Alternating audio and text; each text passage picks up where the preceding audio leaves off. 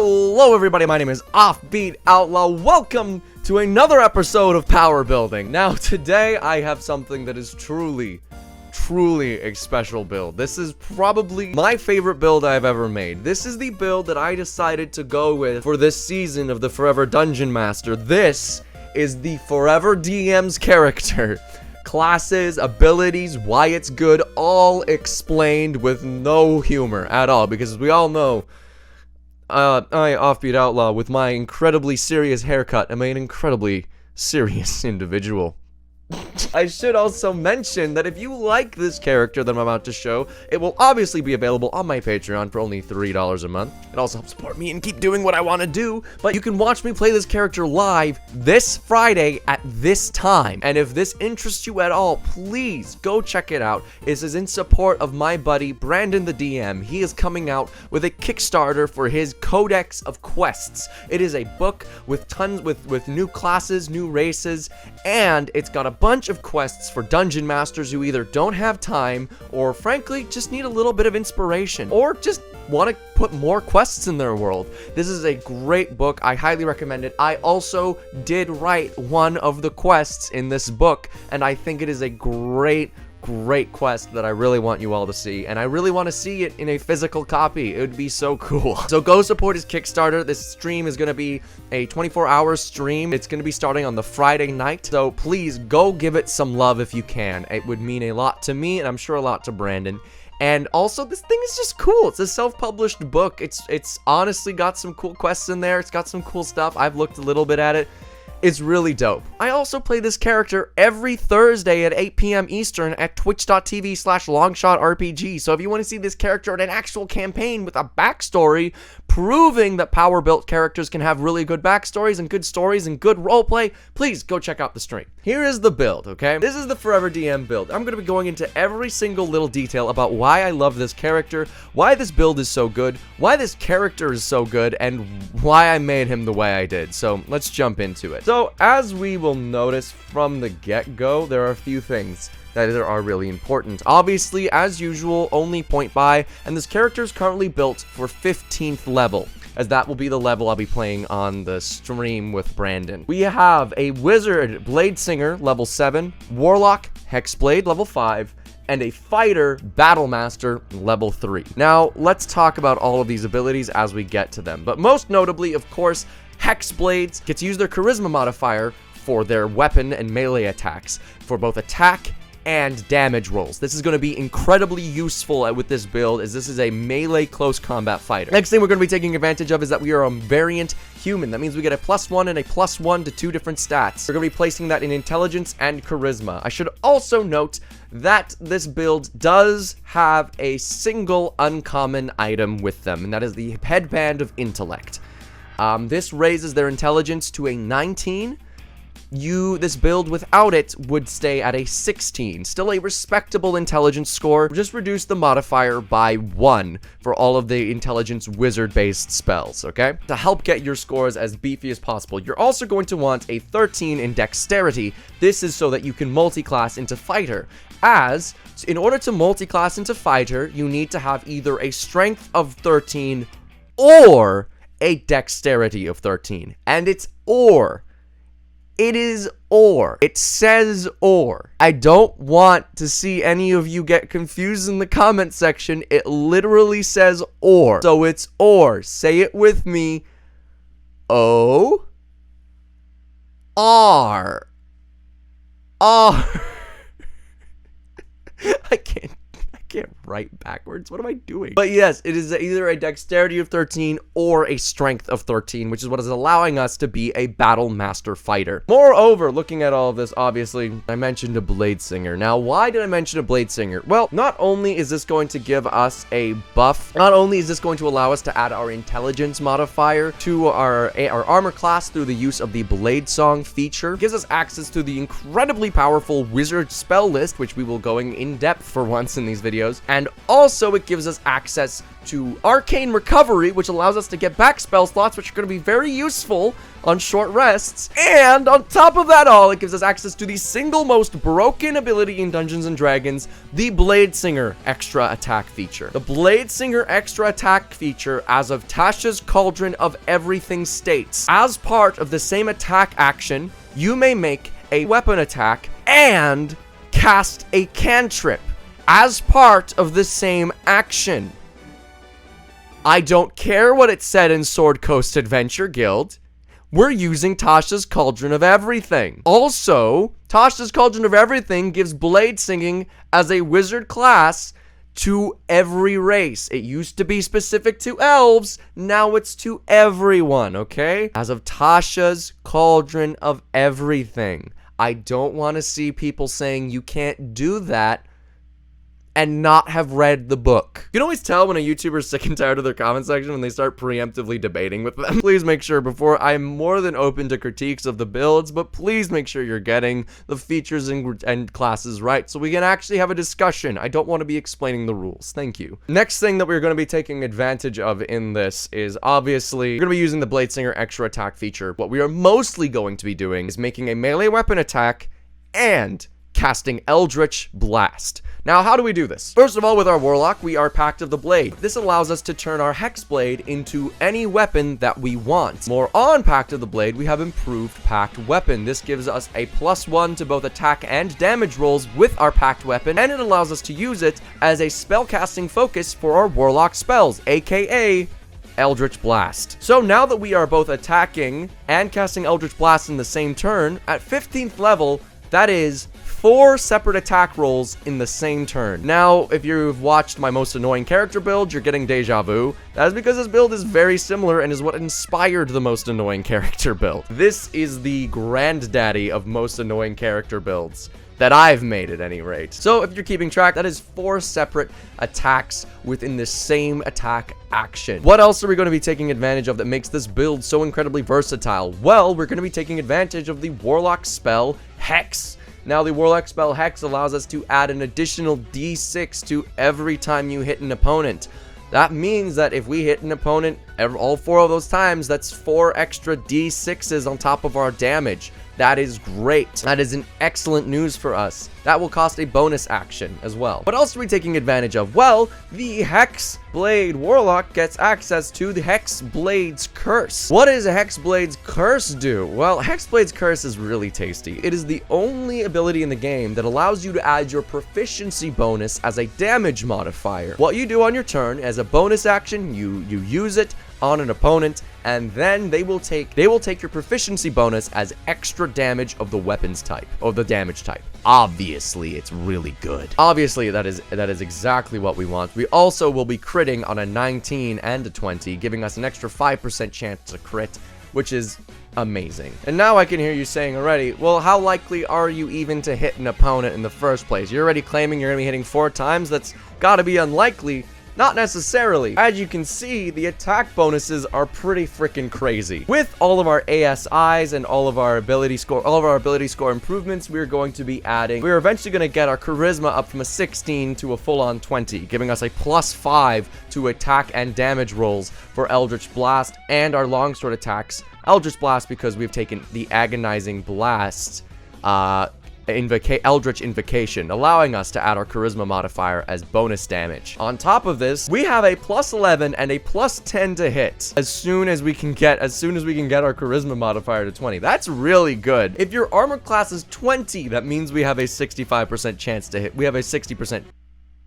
If your armor class is 20, that means we have a 60% chance to hit you. If your armor class is less than that, which a lot of creatures are, we have a very good chance of hitting you. You're probably going to get hit by this character. Moreover, Eldritch Blast. Really, really strong. Obviously, +10 to hit. Incredible. We're going to be hitting you a few times. And I know you notice as well, our damage mod is also pretty nutty. We have +5 from our charisma modifier because we're Hex Warrior. +2 from dueling, another +1 from the improved pact weapon. So that is 8 damage, extra damage per hit. And if we put on Hexblade's Curse on top of that, it goes up to 13. That is an insane amount of damage. This guy's already a veritable monster.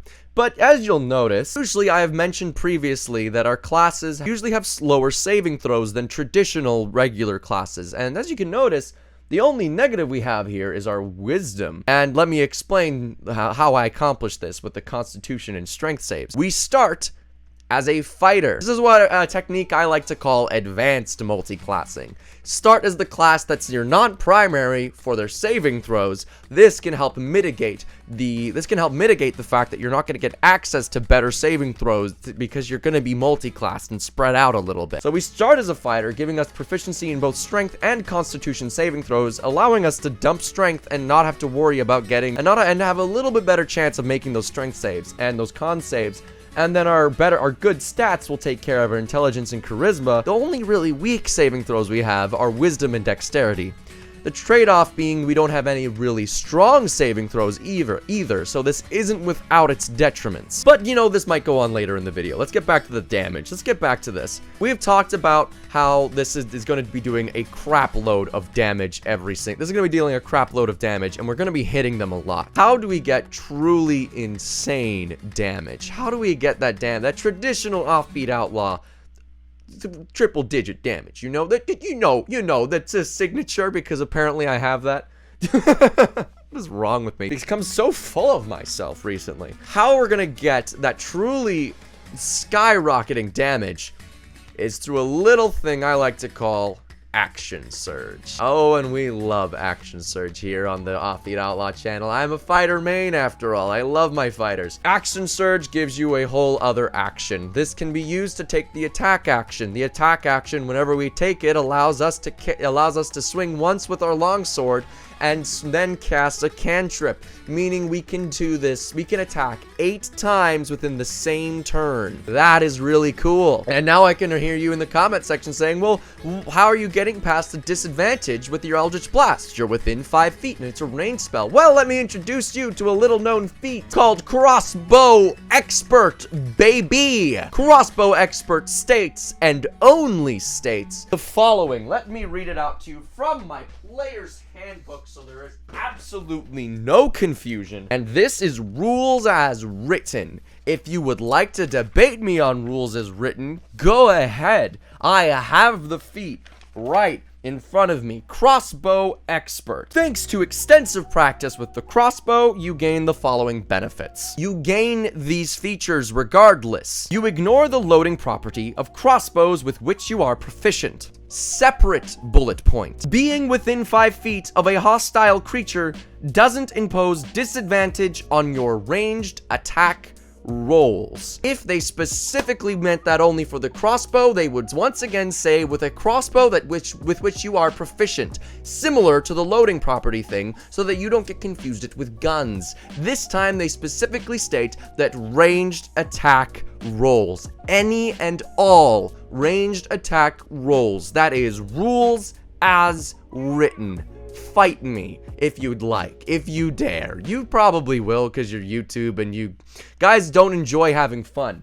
But Crossbow Expert, as it states, allows us to not take disadvantage if we are within 5 feet of an opponent making ranged attack rolls. That includes our Eldritch Blast, as those are ranged attack rolls. And if you have a problem with me using a longsword, it's the same bonus if we were wielding a light crossbow. It's the same. So don't have a problem with it and just deal with it, homeboy. Or would you prefer if I was using a polearm, took up Sentinel, and it was broken in another way? There's always a way around this. Crossbow Expert states that you don't take disadvantage if you're within 5 feet of an opponent with your ranged attack rolls.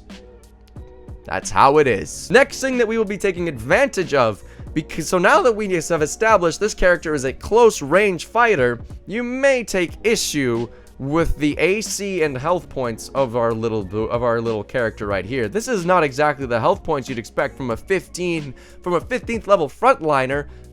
This is definitely not the armor class. This is with mage armor, by the way. You're right, it's not.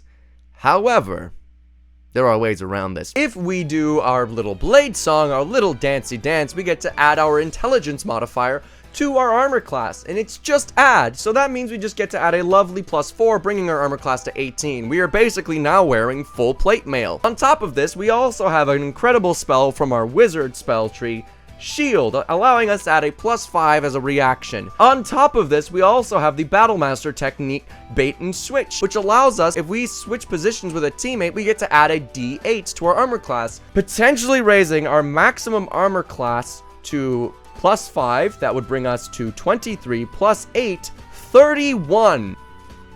Does that look more suitable to your needs? That looks pretty suitable to me. Even with a 19, a +10 to hit would still not hit that armor class. But you know, bait and switch, it's only average. It's only +5 usually with a D8. So let's drop it by 3. That would bring us down to 28.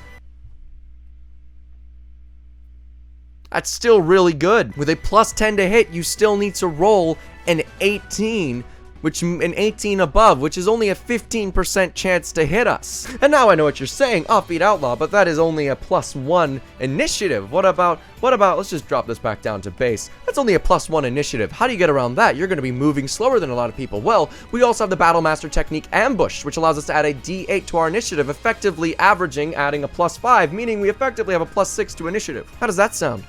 Does that sound more to your taste? I think it does. It sounds more to my taste, I'll tell you what. But you know what? That's only sometimes, you know. And say, well, you have that great AC, but you also have Hellish Rebuke. Well, we also have access to Riposte. If they miss us, we get to stab them with our +11 attack bonus, +8 extra damage from our longsword. That sounds really good. It sounds to my taste, I'll tell you what. So this character, as you can tell, is really good. As you can tell. And I've been dancing around the true damage, the output of this character for a bit now. How I think it's high time that I go into how much damage this character can deal in a turn. So let's do a typical turn order. A TTO, if you will.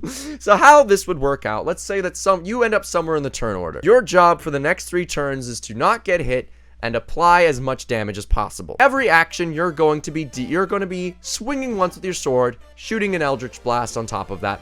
That is going to be a D8 plus 3d10 from the Eldritch Blasts. Now adding all of our modifiers together from our individual attacks, that is +8, +5, +5, +5. So that would effectively be 23 plus 23 damage. And you know, I've seen people complaining about my using of random rolls before, so let's take the time to actually work out how much average damage this is. Let's just do a quick little fun thing and make sure we're doing as much average damage as possible. So a D10's average roll is 6 because you know, you can only roll whole numbers with dice. An average for a D8 is +5. So 5 plus 18, 23 on the dice, adding on top of this plus 23 from modifiers. That is a potential 46 average damage every single turn. That's quite a lot for an average for just being average, but that's without any other special effects. Let's throw on top of this, you get them with Hex. This allows you to add an additional D6 to every single time you hit them. You hit them 4 times. That means 4 extra D6s. That means the average dice roll of a D6 is 4. That means 4 times 4, an additional 16 damage. 62. Alright, now what we're going to do on top of this. Hexblade's Curse next turn, adding your proficiency bonus to every single attack. Our proficiency bonus is 5. That means we're going to be adding on top of this 5 extra damage every single attack. We've attacked 4 times. That means we're going to be adding on 20 total damage. Plus 20. 82 damage in one single attack action. And now, to finish this off, Action Surging, do all of this again times 2, 164 damage in a burst. And every single turn, 82 from here on out on that target. That is a crap load of damage. And keep in mind, that is a sword with magical slashing damage. Not many creatures resist magical slashing. Eldritch Blasts are force damage. Not many creatures resist force damage. Hexblade's Curse does the additional damage in whatever property it was hit with, so that's force and magical slashing damage. The only damage that is commonly resisted is from the Hex, and that's necrotic damage. Still not very common, all in all. Now 164 may not sound like a lot, but keep in mind, I may have said this character was powerful, but that's 82 damage every single turn. as long as there's 3 turns of combat. You just get to keep piling on the damage. And now I know what you're saying. Offbeat. 164 damage is great. You can delete a target, but you can only do that once every short rest. And moreover, Warlocks are known for not having a lot of spell slots, you know? And that's reasonable. That's reasonable. May I introduce you to why we are also a wizard? See the spell here? It's in small writing. That says Catnap. Catnap allows us to take a short rest in 10 minutes. No longer are you restricted by an hour to get all those spell slots and action surges and superiority die back. We get all that back in 10 minutes. We can only do this once per day, but that's still once more than you could probably do it otherwise. Catnap, baby. And also we have a whole litany of spells that we get to use. Mage armor for our armor class. Absorb elements so that we take less damage. Shield so that we have armor, so that we have better armor classes. Tensor's floating disc for utility. Find familiar as a ritual for utility. Magic missile in case we want to delete somebody after applying them with a hex. We have hold person in case we want to in case, you know, you're going up against a humanoid and you want to make all of that damage crit because you're within 5 feet of them and they are paralyzed, effectively making the damage way higher. So that would be just for a thought experiment for how much that would deal. If you manage to crit, you'd be able to do 193 damage as a burst, which is quite a lot. It's the last time I checked. So hold person can be invaluable if you set it up properly. You wouldn't be able to apply hex, but someone else could certainly cast hold person, just as like a thought experiment. You have enlarge, reduce, shatter, phantasmal force, detect thoughts, scorching ray. You have fly, you know, because in case you want to fly, because flying's useful. You have haste in case you want to have an additional action on top of all that. You have fireball because you know it's my brand. You have catnap, counterspell. 4th level, you have Arcane Eye and Phantasmal Killer. Are you not sold yet? This character can consistently dish out 60 damage without doing anything. This character can, if you start applying hexes and Hexblade's Curse, can move up to 80 damage. And it's hard to hit them. And they get to do that multiple times. And they have Action Surge to increase their burst damage by 2 whenever they want. They have Catnap so they can do that in 10 minutes. They have spells that allow them to take less damage. This character is a consistent killer, and that is why this build is my favorite. It is not bogged down by running things out and having to take a long rest. This thing can consistently work throughout the day. 10 minutes basically allows you to get in 1 extra short rest every day, in my experience. Because there's always time for a 10-minute nap. And then maybe you might, during your day, have an hour rest at some point for a short rest. This character is so consistent in how much damage they can do and how useful they are. And in a game that's all about randomness, it can sometimes be really fun to have a character that is as consistent as this. That is why, in my opinion, this build is as powerful as it is. This video is kind of rambly. It's taken a long time to get through all the features. Thank you so much for watching. Just as a reminder, I'm going to be playing at this time with this character at level 15, and you can catch me every Thursday at twitch.tv/longshotrpg playing this character at level 10 if you want to see what this character's like at a lower level as we continue to level up and show you how these abilities all play together in more realistic D&D scenarios, and also to prove that you can power build and have a really good backstory as well. But that is all for today. If you think I'm full of hot air in terms of my dungeon mastering and I'm a forever DM, come check me out on my Twitch, twitch.tv/Offbeat Outlaw every Monday at 8 p.m. Eastern, so that you can watch me DM my favorite group of idiots. They are some truly great role players, and they've gotten themselves into a lot of hijinks in the past few days. But this has been the Forever DM's Character Explained. I don't know if this video has a point other than this build is just really good and frankly scares me even a little bit. But this is my proudest work, and I'd love for you all to share with me in the comment section your proudest work. Try to keep it to level 15 as a challenge, but I'd love to see what amazing builds you have come up with, and maybe, just maybe, I'll make a video about them in the future and see how valid they are, how good they are, and compare and contrast. But that is all for today. Thank you so much for watching. Get the fuck out of my house.